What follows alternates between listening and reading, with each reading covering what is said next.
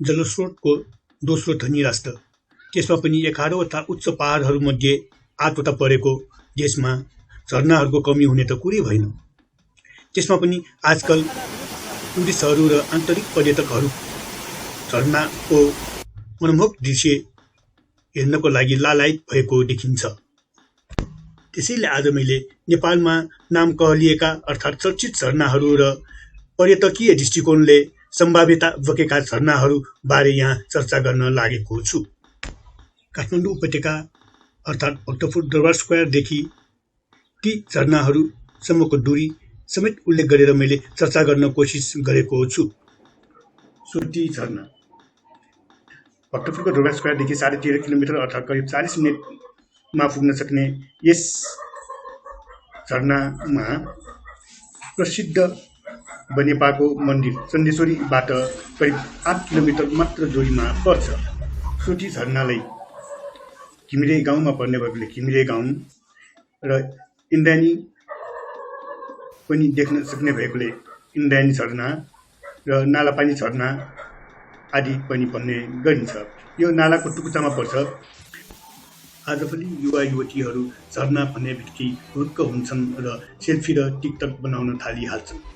प्राकृतिक देन यस झरनालाई अझ सुन्दर र राम्रो बनाउन सके आन्तरिक र बाह्य पर्यटकहरू आएर आकर्षणको केन्द्रबिन्दु बन्न सक्छ र यसले त्यस ठाउँलाई विकास गर्न टेवा पुर्याउँछ।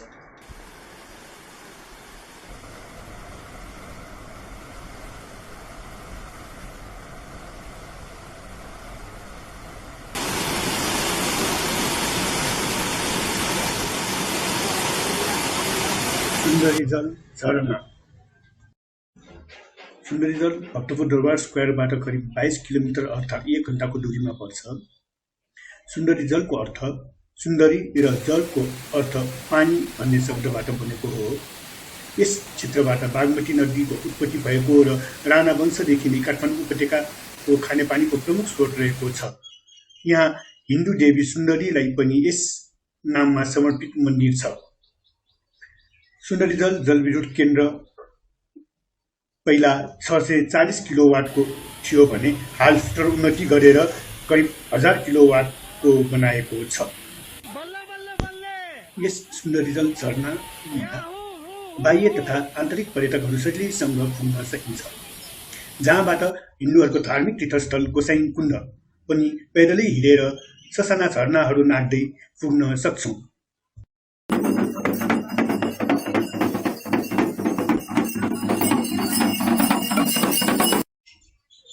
तीनधारे झरना भक्तपुरको दरबार स्क्वायरदेखि यस झरनासम्मको दूरी 57 किलोमिटर अर्थात् 2.5 घण्टा जति गाडीमा बसेर गएपछि मात्रै पुगिन्छ। 3वटा धार मिलेर बनेको हुनाले यसलाई तीनधारे झरना भनिएको हो।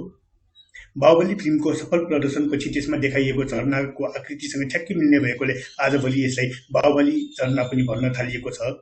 प्राकृतिक सौन्दर्य र त्यहाँको मनमोहक दृश्यले गर्दाखेरि त्यस झरनालाई अझ राम्रो बनाएको छ। तर त्यहाँ पुग्न अलिकति बाटो कठिन छ। त्यसलाई सुधार कार्य गर्नुपर्ने देखिन्छ। यो झरनाको लम्बाइ 300 मिटर जति छ।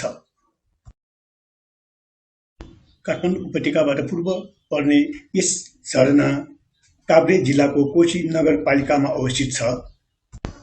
स्वदेशी पर्यटकहरूको घुइँचो लाग्ने भए तापनि विदेशी पर्यटकहरूले त्यहाँ पाइला टिकेको खासै छैन। त्यसैले विदेशी मुद्रा आर्जन गर्नको लागि भए पनि यो झरनालाई अझ सुदृढ गर्नुपर्ने देखिन्छ।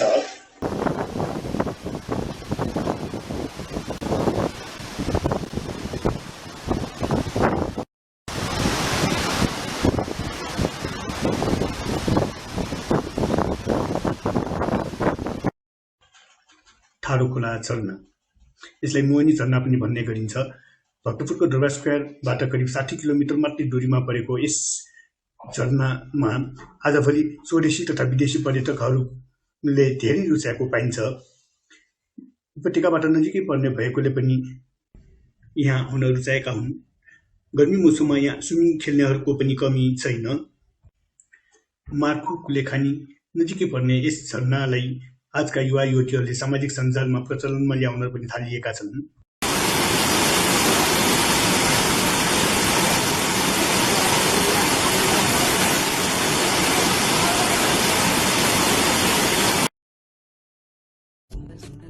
फोर्ले झरना। यो झरना भक्तपुर दरबार स्क्वायरबाट 116 किलोमिटर अथवा 4.5 घण्टा जतिको बाटोमा पर्छ। लामा बगर जाँदाखेरि यही झरना नागेर जानुपर्छ। कहिलेकाहीँ इन्द्रधनुष पनि देख्न सक्ने भएकोले यसलाई यदाकदा इन्द्रधनुष झरना पनि भन्ने गरिन्छ। त्यस्तै गरेर बाटो छेउमै परेकोले यसलाई रोड साइड वाटरफल पनि भन्ने गरिन्छ। गोर्खाको उत्तरी भेगमा पर्ने यो सिङ्गटी भन्ने ठाउँमा पर्छ। यो झरनाको लम्बाइ 100 मिटर जतिको छ भने यहाँ दिनमा 100 गाडी वारपार हुने गर्छ। यस झरनामा ढुङ्गाको बाटो पनि बग्ने गर्छ।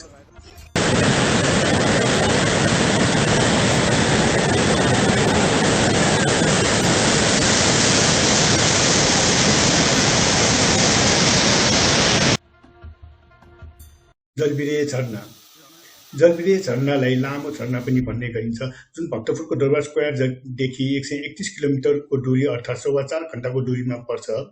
मुलिम नारायणगढ सगरखण्डमा पर्ने यस झरनाले सबैको मनै लोभ्याउँछ।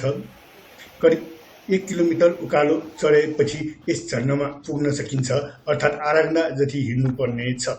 आजभोलि ढलान गरेको हुनाले मोटरसाइकल अथवा फर्केर भएको गाडीबाट पनि यो 1 किलोमिटर दूरी पार गर्न सक्छौँ। यो 60 मिटर अग्लो झरना हो। प्रकृतिको वरदान यस झरनामा दिन प्रतिदिन पर्यटकहरूको सङ्ख्या बढ्दै गइरहेको छ।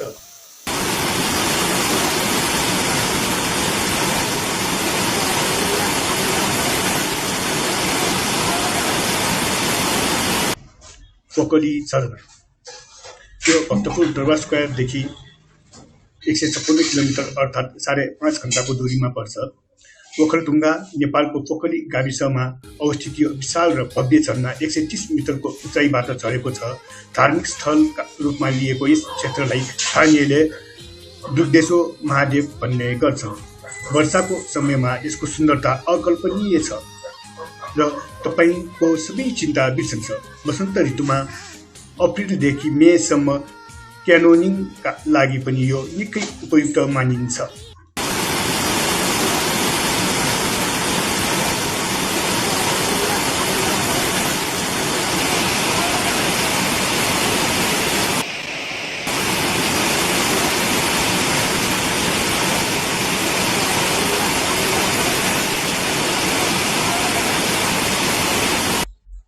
बैकुण्ठ झरना। बैकुण्ठ झरना भक्तपुर दरबार स्क्वायरबाट करिब 213 किलोमिटर अर्थात् पौने 7 घण्टाको दूरीमा पर्छ। यस बैकुण्ठ झरनामा सानो झरना भएकोले र त्यहाँ ताल बनेकोले यहाँ धेरै जसो बैकुण्ठ ताल भन्न रुचाउँछौँ। बैकुण्ठ ताल माडी चितवनको पर्यटकीय गन्तव्यमध्येको एक हो। बैकुण्ठ ताल माडी पानी प्रेमीहरूको लागि ठाउँ हो। प्राकृतिक पानीको झरनाले आगन्तुकको लागि ठुलो अनुभूति प्रदान गर्दछ। माडी सडकबाट बैकुण्ठ ताल पुग्न 30 मिनट पैदल हिँड्नुपर्छ। चेपाङ गाउँ पनि यहाँको आकर्षण हो। चेपाङसँगै गन्धर्व समुदाय पनि छन्। होमस्टेमा बसेर नजिकैको गाउँपालिकाको अतिथ्यताको पनि मजा लिन सकिन्छ।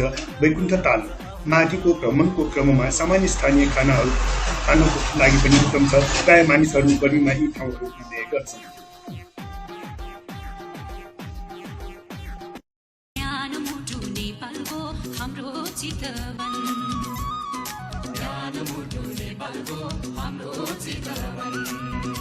स्थल।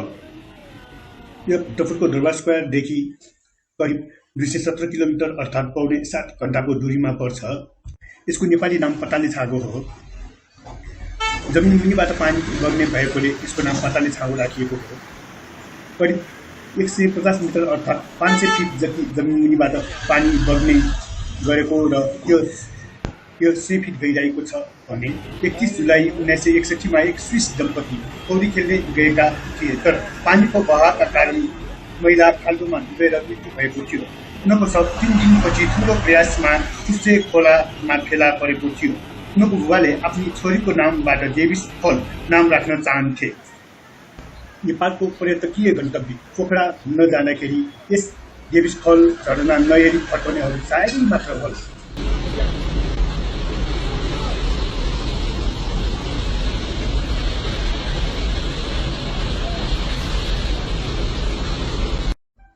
अन्नपूर्ण रोड साइड झरना।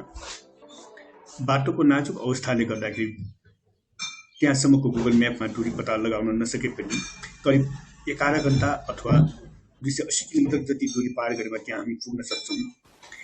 मुनाङको बाटोमा पर्ने यस झरना लमजुङको च्याम्चे भन्ने ठाउँमा पर्छ।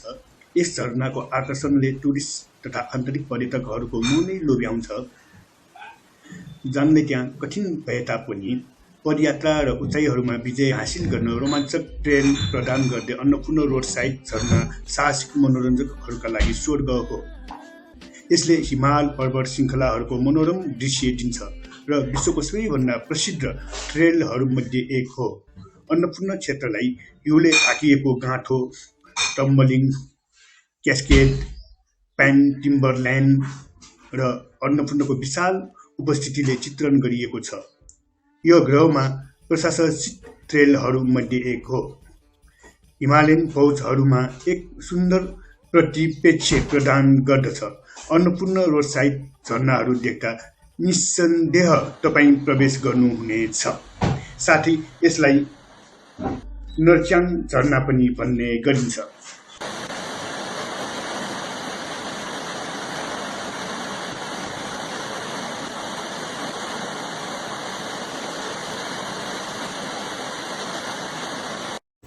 महावीर झरना।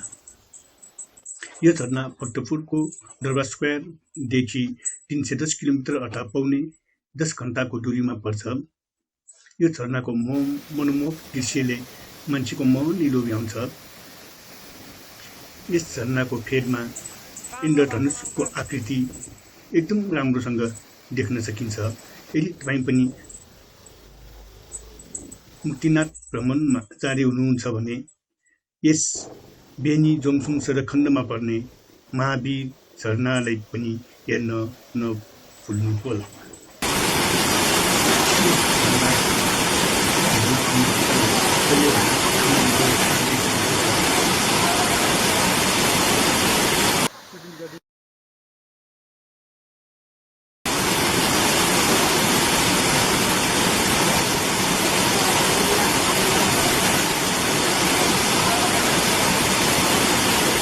रूपसे झरना।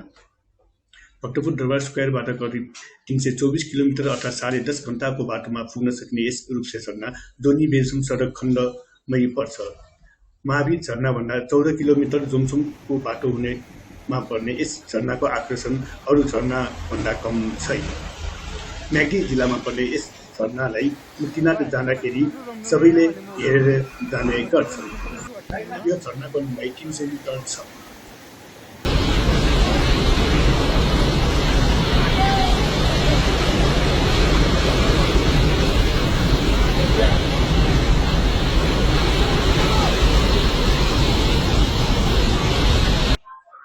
नमस्ते झरना।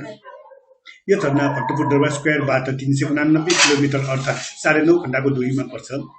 आजभोलि युवाहरूमा यो प्रख्यात हुँदै गइरहेको छ। नमस्ते झरना धनकुटा जिल्लाको भेडेटार गाउँमा पर्छ। यो झरना भेडेटार सहरबाट करिब 8 किलोमिटर टाढा छ। प्रवेश गर्न झरनाको परिसरमा प्रवेश अनुमति लिनुपर्छ। आफ्नो गाडी सडक नजिकै पार गर्न सक्नुहुन्छ भने झरनामा पुग्न लगभग 10 मिनेट जति हिँड्न आवश्यक छ। पतनको बाटोमा धेरै रेस्टुरेन्टहरू छन्।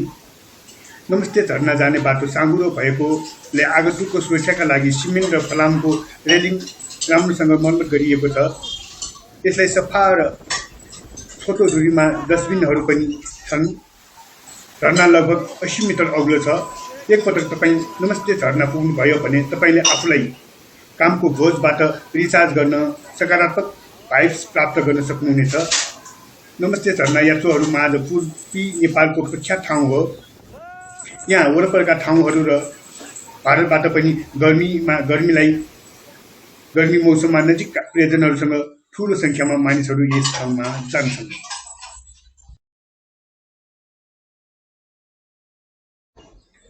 पुरनधारा झरना। यो झरना भक्तपुर दरबार स्क्वायरबाट करिब 478 किलोमिटर अर्थात् 14 घण्टा जतिको दूरीमा पर्छ।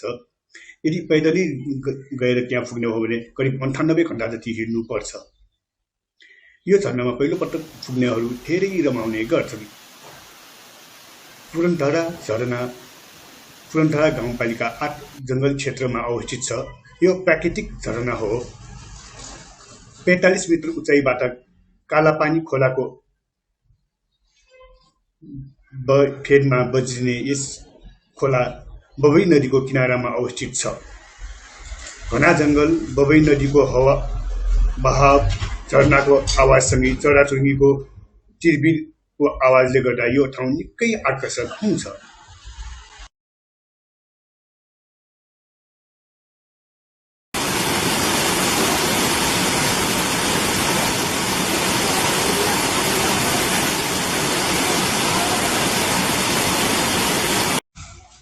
तोड्के झरना। यो झरना चिया बगानको लागि प्रसिद्ध इलाममा पर्छ। गुगल म्यापमा भक्तपुरदेखिको दूरी नदेखाए तापनि इलामसम्मको दूरी 473 किलोमिटर र अरू 3-4 किलोमिटर दूरी पार गरेपछि मात्रै त्यहाँ पुग्न सक्ने रहेछ। इलाम जिल्लाको माई खोला नजिकै माई माजुवाको पहाडमा अवस्थित यस झरनामा पुग्न 2-3 किलोमिटर पदयात्रा गर्नुपर्छ। स्थानीय सरकारले झरना नजिकै सडक र वासस्थानको विकास गरी यस क्षेत्रमा पर्यटन वृद्धि गर्न पहल गरिएको छ। तोड्के झरना इलाम, नेपाल। माइमाजुवा इलाममा अवस्थित यो मनमोहक झरना सडकपुर जाने बाटो हेर्न सकिन्छ। हामी मुख्य सडकबाट 2.5 किलोमिटर टाढा गयौँ र त्यहाँ फल्सतर्फ जाने बाटो छ, जुन सजिलै पहुँचयोग्य छ। यो झरना इलामको सबैभन्दा अग्लो झरनामध्ये एक हो र लगभग 85 किलोमिटरको अग्लाइमा रहेको पर्यटकीय गन्तव्य हो।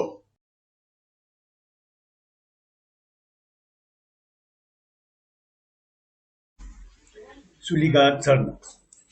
यो झरना विकट र दुर्गम स्थानमा परेकोले गुगल म्यापमा सर्च गरी हेर्दा यसको डिस्टेन्स पनि पत्ता लागेन। लगभग भक्तपुर दरबार स्क्वायरदेखि 500 किलोमिटरको दूरीमा पर्ने यस झरनाको मनमोहक दृश्यलाई अवलोकन गर्न कठिन पनि छ, किनभने पहाडी र दुर्गम स्थानले गर्दाखेरि यहाँसम्म पुग्न एकदम कठिन छ।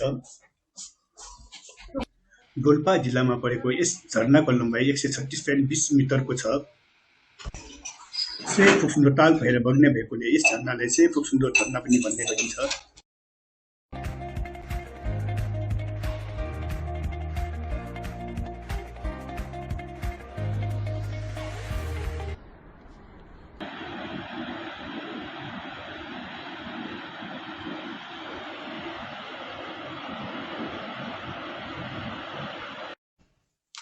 याङटुङ झरना। भक्तपुरको दरबार स्क्वायरदेखि करिब 509 किलोमिटर अर्थात् पौने 15 घण्टाको दूरीमा परेको यस झरना घना जङ्गलको बीचमा पर्छ। चराचुरुङ्गीको चिरबिरेको आवाजसँगै यसको सुन्दरता र मनमोहक दृश्यको अवलोकन गरी हामी मनले आनन्दित हुन सक्छौँ। यो झरना नेपालको दोस्रो लामो झरना हो, जुन 365 मिटर अग्लो छ। भाग्यमानीले इन्द्रधनुष समेत देख्न सक्ने यस झरना तेह्रथुम जिल्लाको फेदाप गाउँपालिकामा अवस्थित छ।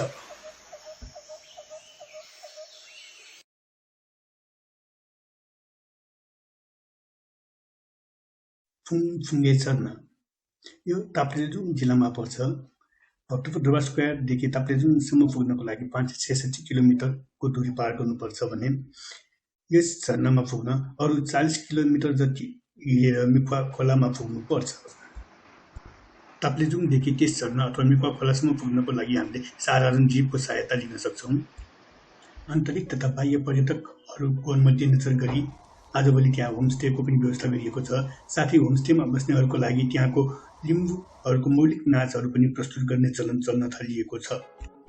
यहाँ हामीले यस 300 मिटर लामो झरनाको अलावा चराहरूको चिरबिरे आवाज, विभिन्न प्रजातिका चराहरू, घना जङ्गल, हिमाल तथा मनमोहक पहाडहरूको दृश्य अवलोकन पनि गर्न सक्छौँ।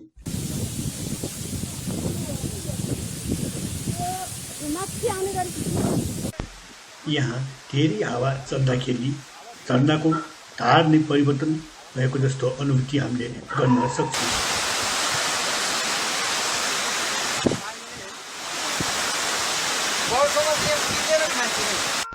त्यस्तै गरेर एउटा डोरीको सहायताले यस झरनामा तल झर्नेहरू पनि हामी देख्न सक्छौँ।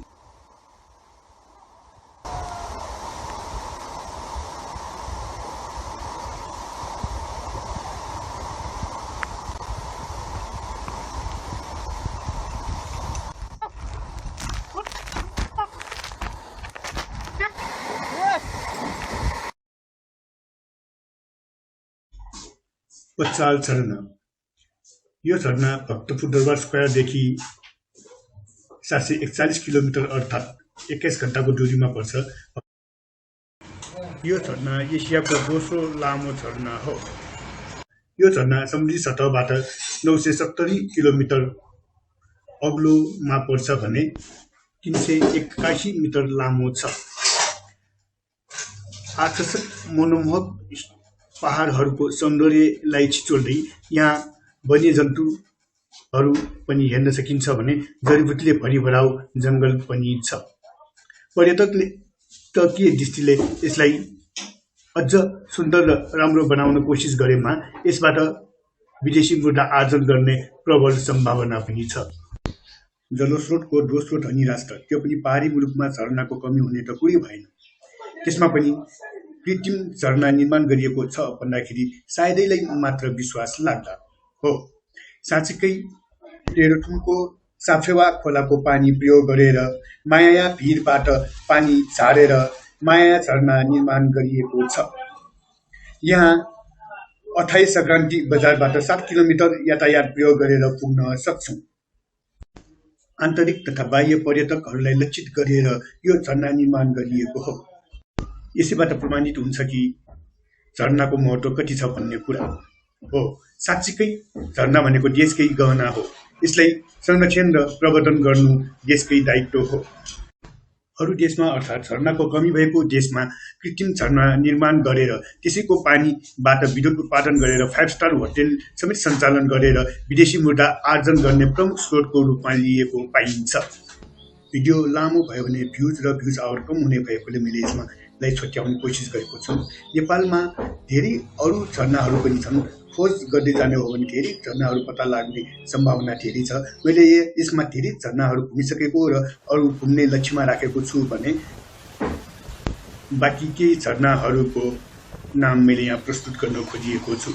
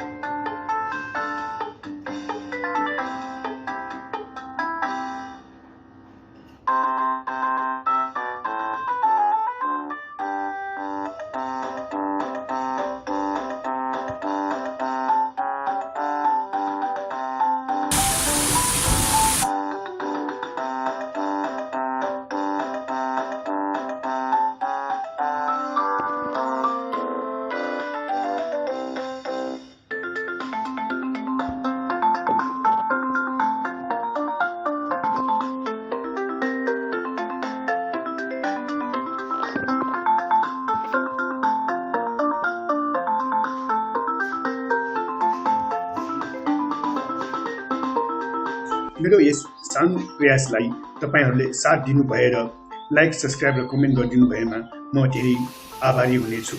साथै मेरो यो यस्तो भिडियो पहिलो प्रयास भएकोले यसमा त्रुटिहरू देखिएमा पनि कमेन्ट गरिदिन नभुल्नुहोला।